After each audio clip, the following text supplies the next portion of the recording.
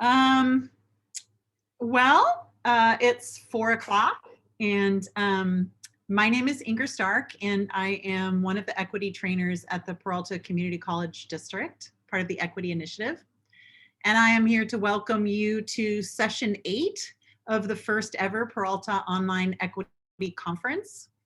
A couple of logistics. One, I wanted to let you know that we are recording this event in case that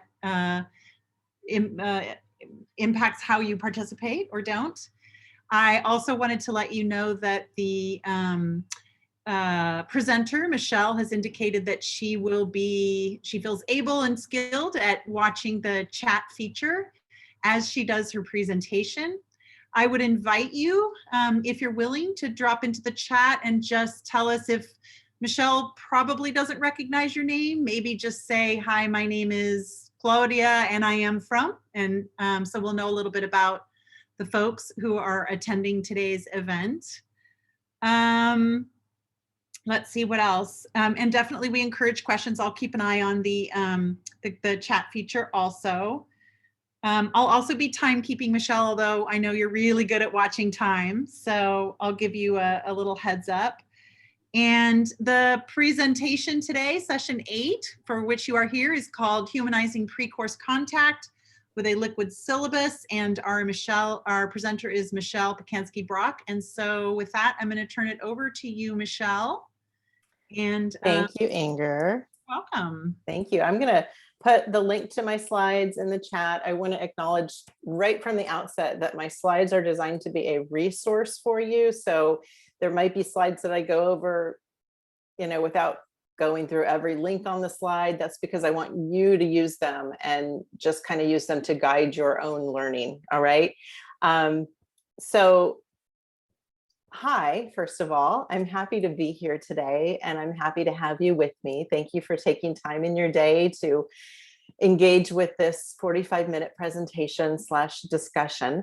I'd like to know how many of you, or to what do you know about a liquid syllabus? Is this a new concept to you? Are you already using one? Have you seen something? If you could just give me some sense in the chat about that. Just take a second and let me know. Say new to me, kind of new, I'm doing it, my colleagues are doing it. Okay, great. Lots of new to me. Greg says he's seen it before, fairly new and once. New to me, new to me. Okay, cool. That's helpful for me to know. This concept is really, I like to say in the wild, it's getting a lot of traction and it's fascinating to me. And it's something that I'm trying to figure out a way to do some research on myself because it's very intriguing for me to understand why it's getting such adoption. So maybe you can tell me a little bit about your own perceptions as we move forward. But let's just go ahead and get started here. To start us off, before we start talking about a liquid syllabus, I want to just kind of set the context here a little bit and focus on what this is all about. This is about belonging. And belonging is a basic human need. It's not just something nice to have. It's something that we all need as humans to be able to achieve our full potential as individuals. And belonging is not the same as fitting in. Fitting in requires a person to change who they are and conform to be something else. So those two things are very different. And the psychological pain that a person feels when they're in the state of fitting in is physiologically the equivalent of physical pain. Belonging is being accepted for your true authentic self. So that's the difference between fitting in and belonging. We want our students to belong, right? When a person doesn't belong, this is important too, it's an effect of their social environment, not the person. And when I made this mind shift to recognize that minoritization is an active process of social construction, as opposed to an inherent trait of a person or a minority, which is a term that we really need to get critical about and start to deconstruct, it compelled me to recognize that I, as an educator, am very complicit in the process of minoritizing my students. Unless I actively work to understand their experiences, particularly my students who are different from me, and be very intentional about designing courses that are inclusive for all kinds of differences: race, ethnicity, culture, abilities, age, all kinds of differences. So beyond that, when we think about belonging, it's important to recognize that a person feels valued and recognized. When a person feels valued and recognized for their true authentic state, authentic self, when they're in that state of belonging, their brain functions as it's supposed to. The limbic system, which handles the emotions, and the cortex, which handles reason, work together cooperatively. That's what they're supposed to do, to process one's experiences. But when a person does not belong, they exist in a state of threat. And that means the amygdala, which is part of the limbic system, sends signals to other parts of the brain to release stress hormones. And that's referred to as an amygdala takeover. And we all know what it feels like. When that happens, a person begins to experience physical changes: sweaty hands, sweaty neck, faster heartbeat, and breathing. And those changes prepare our body to defend itself or run away. These are the same changes that occur in the brain when a person is confronted by real physical danger. And when a person is in that state, they literally cannot learn. Emotions are super powerful. And the more we know about emotions and the effect that they have on the human brain, the more, I think, knowledgeable and skilled we can become as educators to ensure that they're integrated into our teaching and learning environment. Emotions literally have the ability to derail our thought processes and take control of our actions. But in a college classroom, what's the norm? We're expected to have our students check their emotions at the door. And we as instructors, professors, teachers, whatever we want to call ourselves, are expected to do the same. Making space for emotions puts us in a vulnerable spot. It rubs against the grain of our cultural norms in higher education. Focusing on teaching and learning, if we disregard those emotions, we're leaving a lot of our students out. And I really think that including emotions in the teaching and learning environment is an important part of embracing anti-racism. I'd like to share a quote with you from two leading neuroscientists, Mary Helen Immordino Yang and Antonio Damasio. This quote really struck a chord in me when I first read it. Emotions are not just messy toddlers in a china shop running around, breaking and obscuring delicate cognitive glassware. Instead, they're more like the shelves underlying the glassware. Without them, cognition has less support. The bottom line here is that emotions don't just influence cognition. They're the ground floor of cognition. And when we think about learning in this way, right, as cognition building onto emotions, we start to recognize that our students have to be in a positive place. They have to feel good about what they're doing. They can't be in that threat context if we expect them to learn. So how might we teach online in a way that supports the effective aspects of learning? That's one of the questions at hand here. When we teach online, we know that it's easier just to relate to our students as names on a screen, because that's all they are, unless we're doing more to ensure that they are more of that than that, right? And that comes down to our course design and the way that we teach. So when we look at our students as only names on a screen, also it leaves more space for us to lean on our assumptions and our unconscious biases, which is very concerning. As Dr. Donna Y. Ford has said, the less we know about a person, the more we make up. So getting to know our students is really important because they're much more than a name on a screen. Our students bring rich, brilliant stories of successes and triumphs that they're proud to share when asked. These stories are opportunities for us as educators to leverage to create a learning environment that celebrates differences as an asset and acknowledges the realities of our students by making them part of our course. But they're not going to do that if they're in this place of threat, even if we extend them the opportunity. Because at the same time, many of our students also bring mindsets shaped by their past experiences, those past socializations. For many students, they bring an internal narrative that's been shaped by years of microaggressions and exposure to negative stereotypes. And these negative internal dialogues undermine our students' ability to do what they're possible of doing. They literally prevent students from doing what they're capable of. So one of these types of threat that we want to unpack a little bit is stereotype threat.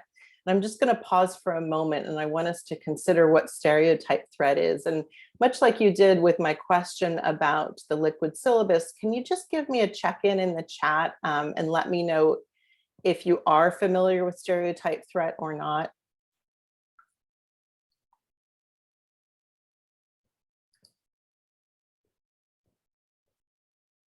Okay, we're seeing several familiars. Oh, Inger is a sociologist. Yes, of course. Not familiar. Okay, great. So I'm going to talk a little bit about stereotype threat, and we are going to watch a video. For those of you who are familiar with it, I want you to share anything else that you know about it, things that you've read about, studies that you're aware of, because there's a lot of work that's gone on in this area. But for our objectives here today is to just consider this and know that this is one of the threats that many of our students deal with regularly. Stereotype threat is when a person feels at risk of confirming a negative stereotype about one's identity. It's brought on by situations. As Claude Steele has said, it's something that it gets triggered when the threat is in the air.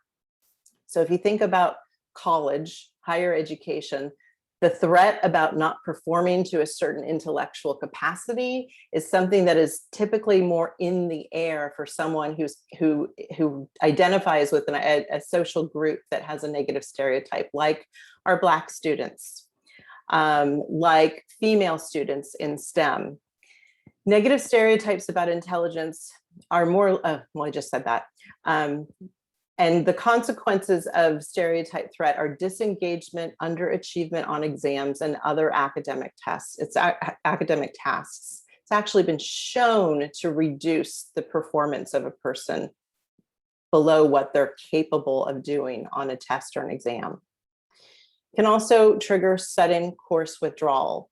So when we're teaching online, and we're looking at things like login frequency and those kinds of data points for our students, we've got to know that this is something at play.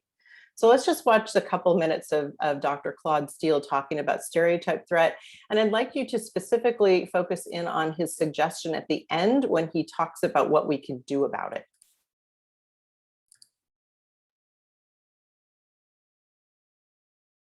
We're all members of groups, have identities that are negatively stereotyped. There's not a single identity that doesn't have a negative stereotype about it. And whenever you're in a situation where that negative stereotype is relevant to you, and you care about the situation, you care about doing well, you could experience this stereotype threat. Being older, being young, being gay, being conservative, being liberal, having cancer, anything. People will, as you go down that list of identities, you recognize them in some circumstances, you could feel like you're going to be seen negatively because you've got that identity and that stereotype threat. So in a school situation where groups have very elaborated stereotypes, they're often under this kind of pressure of worrying that they're going to be seen in terms of that, reacting to that, trying to push that off.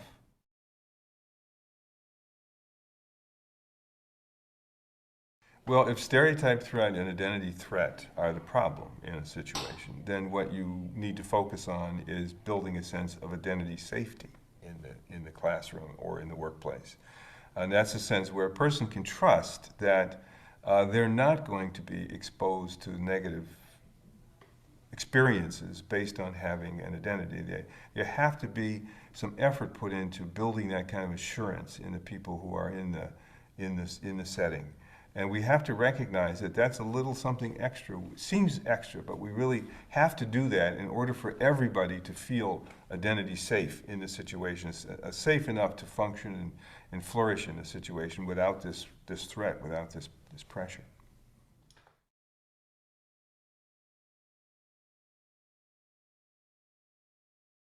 As much as we can, we have to attend to these things. They really do make a difference. We have to, in classrooms, a part of allowing students from these groups a sense of safety in the classroom involves representing the classroom, the cues in it, as valuing identities and as seeing them as positive and as valuing the diversity that people bring to an enterprise like schooling.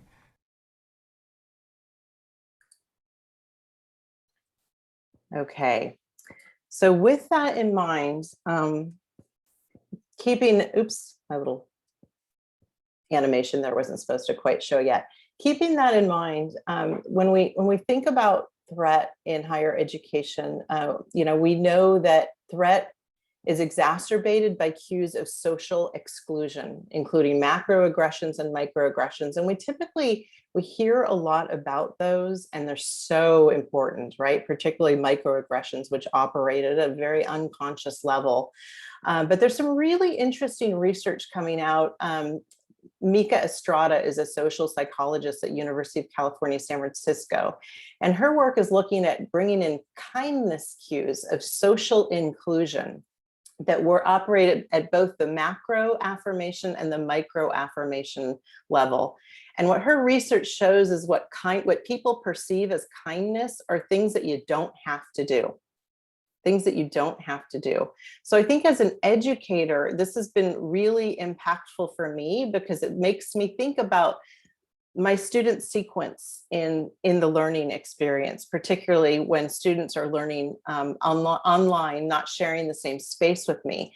So I want to be thinking about, I've been thinking about, kindness cues of social inclusion mitigate threat and foster this sense of psychological safety that Dr. Steele recognized in that video that we watched. We expect our students to take risks all the time.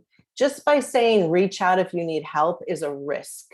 And students who need the most help are the least likely to do that unless they feel like it's a psychologically safe environment.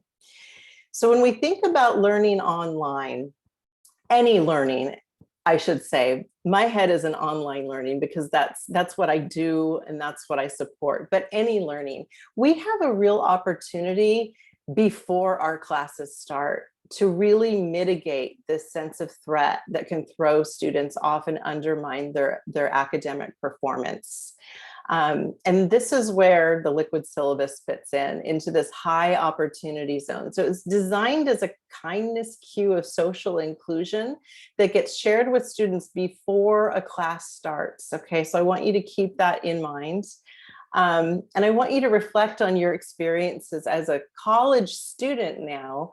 And let's dig into this syllabus topic a little bit. Give me some words to describe your professor's course syllabi. Give me some words, so adjectives in the chat. Oh, my chat went away. How odd.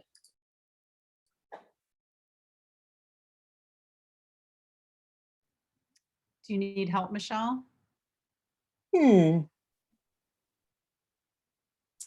it get moved? It may have been moved behind a frame, possibly when It's interesting. I've got two big monitors in front of me and I had a big space for the chat and it's not there anymore. And I can't try turning your chat off and then turning it back on again just by toggling the little chat icon. Yeah, there's no chat icon when I'm screen sharing. That's part of the problem. Can you just tell me what people are, has anyone said anything? Yes, they're saying unhelpful, accessible, ugly, bland, inflexible, text heavy, long, wordy, contractual, punitive, boring. Thank you. Okay. Yeah. One person said, Michelle, I honestly do not even remember the syllabi. I think the only word that comes to my mind when I think about them is green, because they were always printed on green paper. Like, I don't know. Was that just me? Yeah. But so when we think about things that we do and things that we give our students as cues, right? Those are all cues that you took away from your syllabus.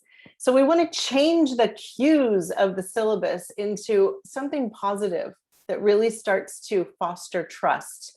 And so to do that, what we want to do is consider,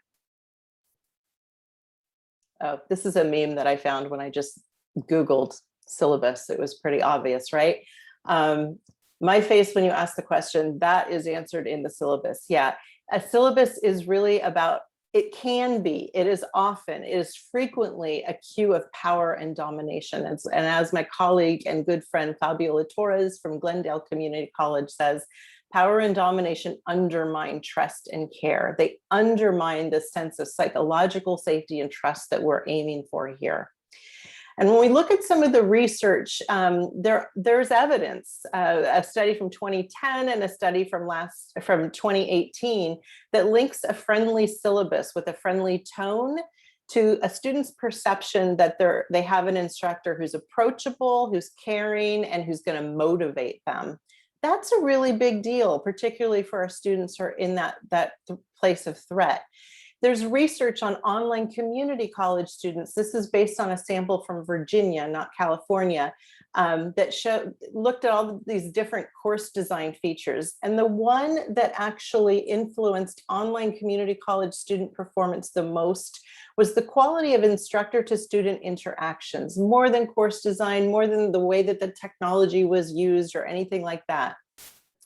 And I want to stress the word quality, not quantity.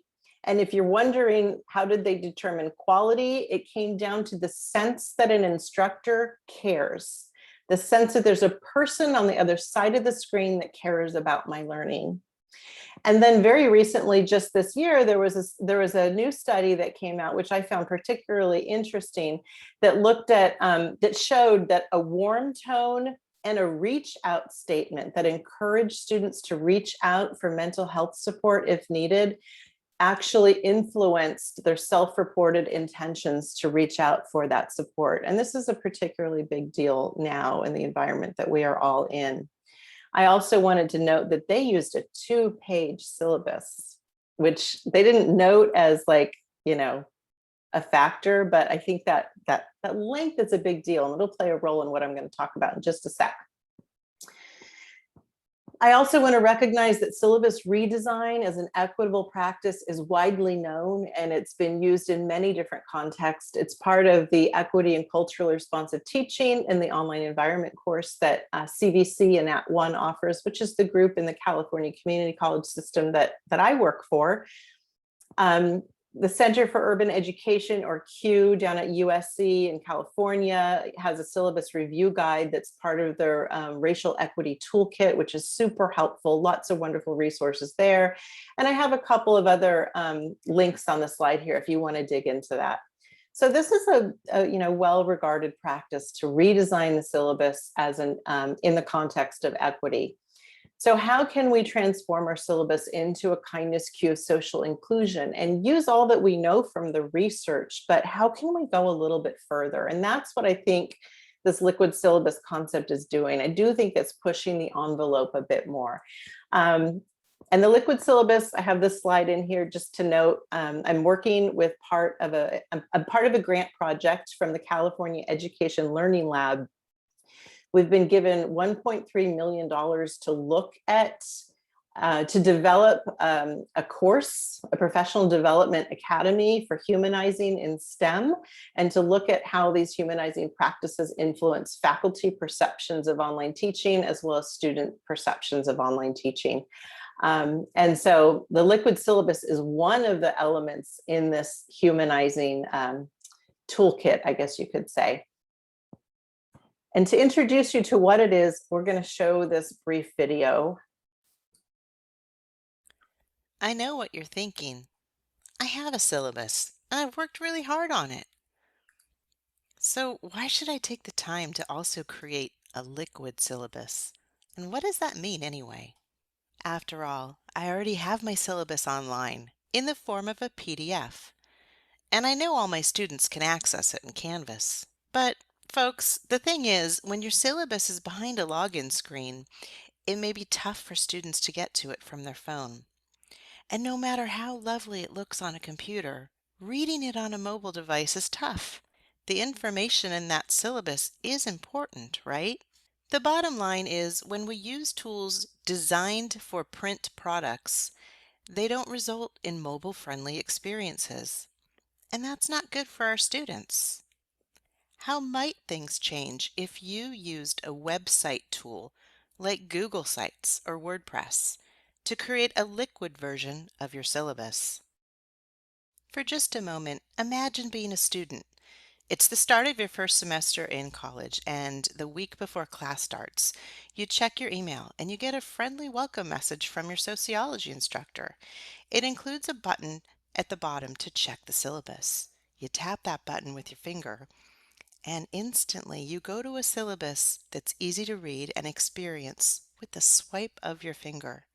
And you also discover something pretty special at the top.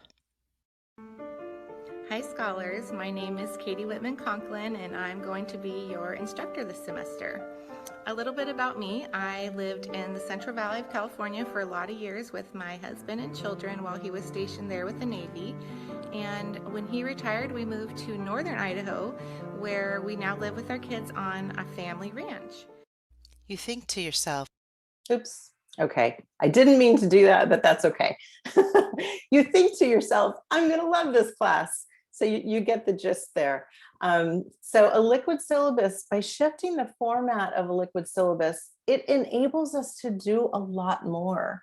It enables us to not only, do all the things that we know are really helpful about changing a syllabus, but it also allows us to embed a video in it. And that's a huge difference, especially when we think about cultural communication.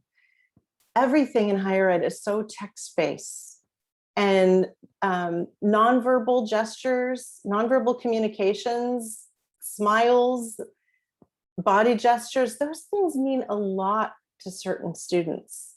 And they share a lot more about you and how you feel about your class than your words ever could. So a liquid syllabus is created with a website tool.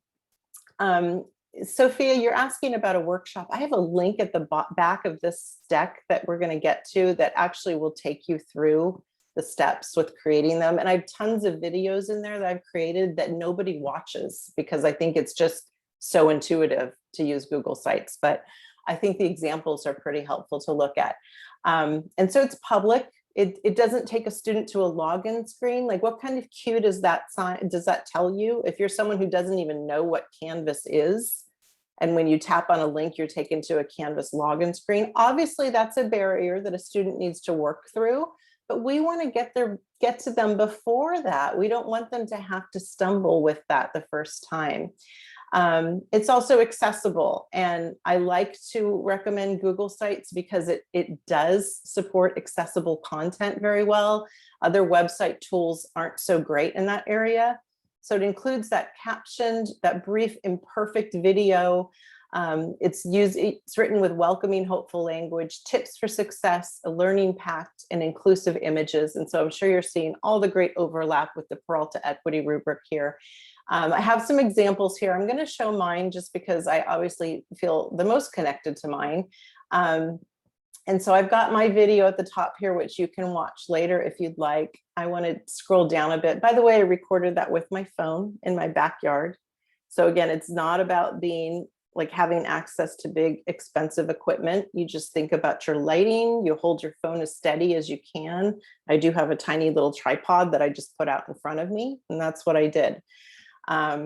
And you can hear my neighbor's chickens going in the background in some of my videos. That's all just kind of part of my reality, and I let that be. I also want to point out all these pages up here do not appear when I send this out to my students before the semester starts. All they have is the home page. And then I enable these with a simple click after the semester starts. So I'm purposefully funneling the information to them and not giving them everything at once. I only want them to have access to what they need to get started. So they have a paragraph that is my commitment to them. I'm making a lot of promises here. I'm talking about how I love teaching. I'm sharing my commitment. And then over here on the right is a wisdom wall. And this is something that I use in my classes. At the end of my class, I ask my students to reflect back on the beginning of the class and share something they know now that they wish they had known then. And it's amazing how many students say, I wish I knew Michelle was going to be as responsive as she is. So you can listen to these comments if you'd like, but the way I see it is like, it's like sealing the promises that I'm making to them. When they hear my past students actually affirming the promises that I'm making to them, I have to think that it means something to them. Information about how the course works, my teaching philosophy. I have a video over here of me in the kitchen making cioppino, talking about all the ingredients and the diverse ingredients that go into the cioppino is what makes it so good and yummy. So really through visual metaphors, which also is a culturally responsive teaching approach. It's another way of sending cues to my students, right, about valuing diversity. Videos are so powerful. And if a student doesn't need to watch that, they're not going to watch it. But those who need it, it's there for them. They can click, they can watch, they can move on. And I do get comments from my students about how great the videos are. Including a pact that lists what my students can expect from me and what I will expect from them is also very valuable for that first page. You'll note that I have an option here asking my students, is there anything else that you would like to add to this list? When they do get into the course, they are greeted with a discussion in which they either agree to our pact or they add something to it. So I'm inviting them in to contribute. An equity statement and another video here about how a due date is like a bullseye. I tell my students, I want you to aim for it, but if you miss it, pick that dart up and try again. I'm here for you. And then a week 1 success kit that lays out week 1. So they could not have to feel stressed about figuring out when the due dates are, what they're supposed to submit. I'm going to support them through this first week. A list of those things, and then my tips for success at the bottom. Yes, you're right, Felicia. Felicia says, this really humanizes you as an online instructor. I believe some of our students may believe we are AI, LOL, AI, artificial intelligence. I've had professors tell me that in our professional development courses, that when they reach out to their students to send them feedback, they write back and say, oh, I always thought my online instructors were computers. So yeah, it's sadly very much a reality. So this is the learning pact. I just have this here in case you do want to borrow or adapt any of it, you're welcome to do that. We want to make it easy to get to, again, right? Publish it publicly. When students tap on their phone and go to your Liquid Syllabus, they can add a bookmark to it. And that's exactly what I encourage my students to do on their phone. Website tools, there are lots of different tools to consider. Again, I really recommend Google Sites if you're comfortable with Google's terms. I know a lot of folks don't want to go there, and that's cool. It is one that really does support accessibility, and it's easy to use, and I find it quite beautiful. And the importance of making it phone friendly really needs to be underscored. And this is another way, aside from the video and the public nature of it, that it moves away from other syllabus practices. We know that more community college students own a smartphone than a laptop. And these demographics really shift based upon where your college is. And it's really important for colleges to know what this number is, how many of your students are smartphone dependent, because they are taking classes on their phones. So when we can say, hey, this works on your phone, I wish we could do that with everything. I realize it's a lot of work and most of us have very little support to even know how to do that. But that's really letting our students know, hey, I see you, I've got you. And we also know that in the United States, Black and Hispanic adults are more likely to be smartphone dependent for their internet connection. So in that way, that is also an anti-racist strategy that we can fold into our teaching. I have another fabulous video here that I'd like to share I don't even know who this person is, I have to acknowledge. I led a humanizing challenge twice this past year, and we challenged folks to make a welcome video and make a liquid syllabus.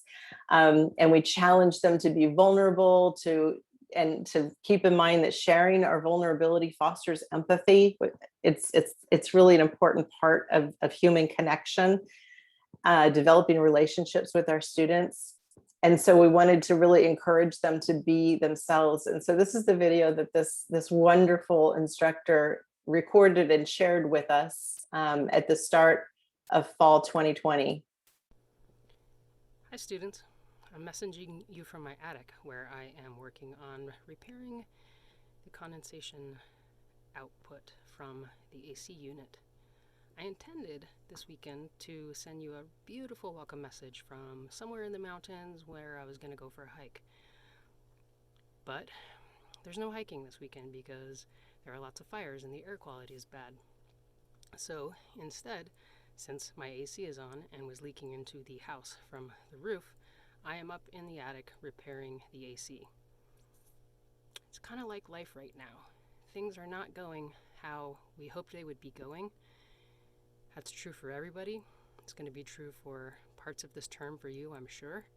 But there's only one thing to do, which is keep going forward. So you might as well keep working at your goals while things in the world are not perfect, so that you're farther along when things get better.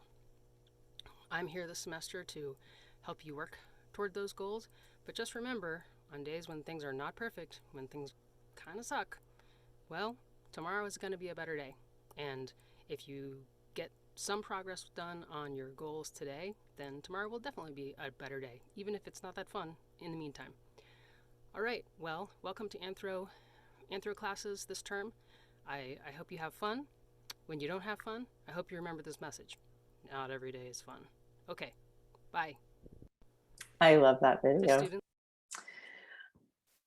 Yeah, so I think I'm getting a little repetitive now. I'm going to skip to the end, and take some questions, but I do have reminder to send it out before the class starts. And this is what I put on my Canvas course. I published the course so that the homepage can be seen.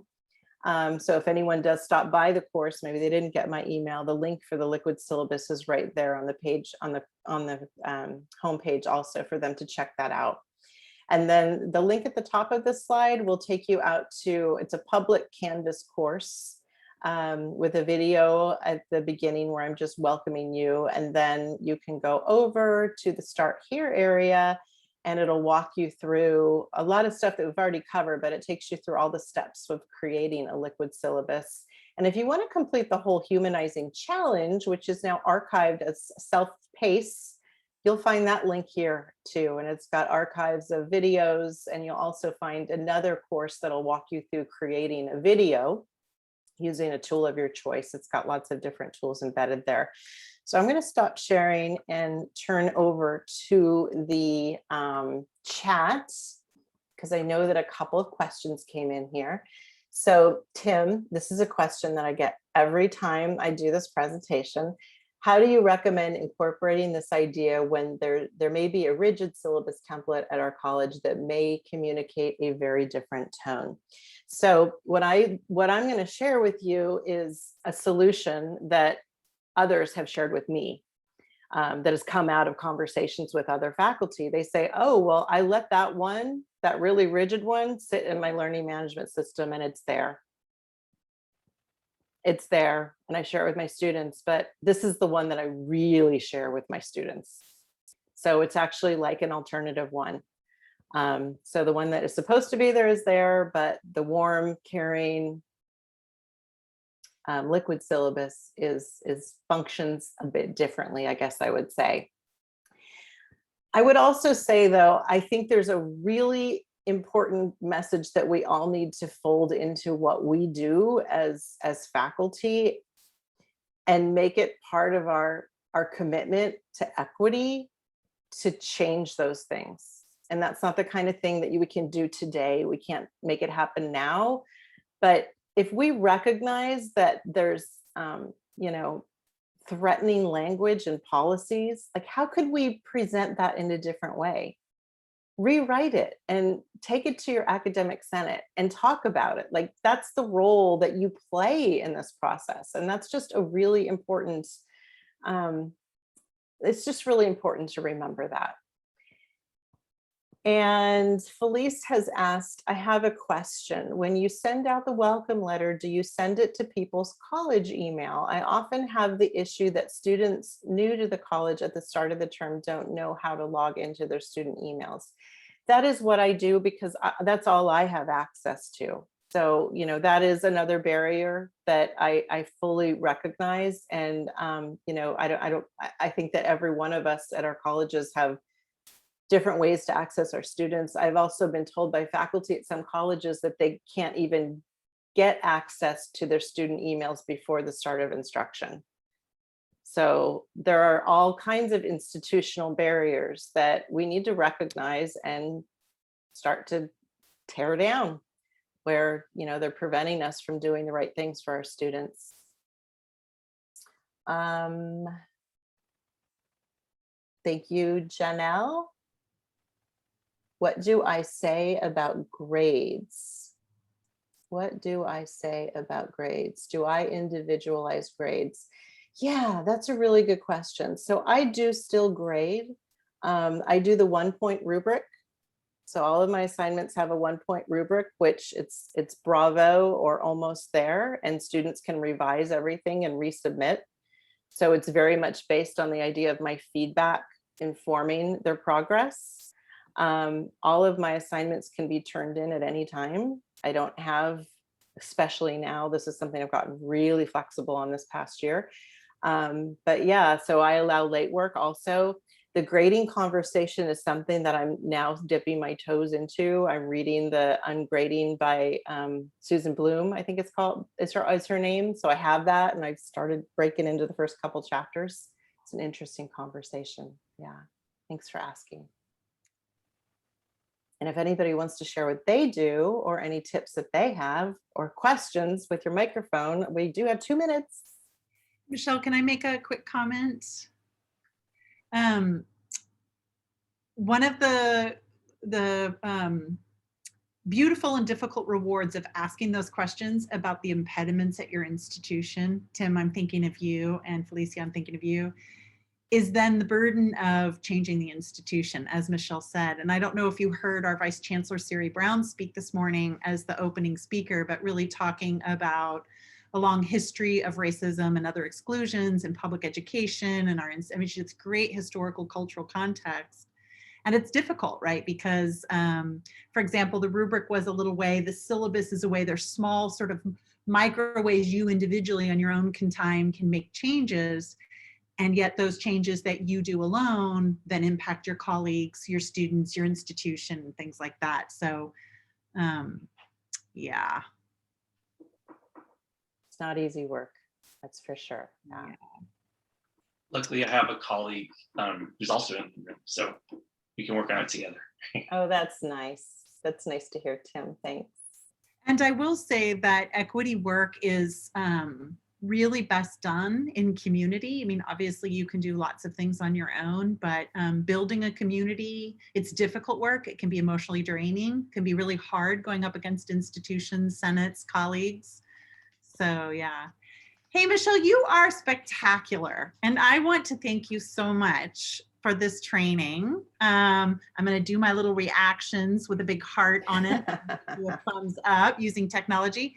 Thank you so much. It was both a very, a really informative big picture about why this is important and how it impacts students. And you got all the way down to the micro, and I can see people are making comments about specific and applicable things they can do right away. So yay to Michelle. Thank you so much for making the time to teach us this information. Thank you. I put the links to Michelle's slides. You'll notice in the chat about 1 million times, because I know when people join late, then they don't have the previous chat links. And I want to make sure everybody has that because it's really great. And I guess that's it. I hope we'll see you. We have one more session today with, I think, four more sessions, one more time slot, and we have a full day tomorrow and a full day Friday. So pace yourselves and come back and join us in some more sessions. Thank you so much, everybody, for coming and for doing this work. Take care, everyone. Bye-bye.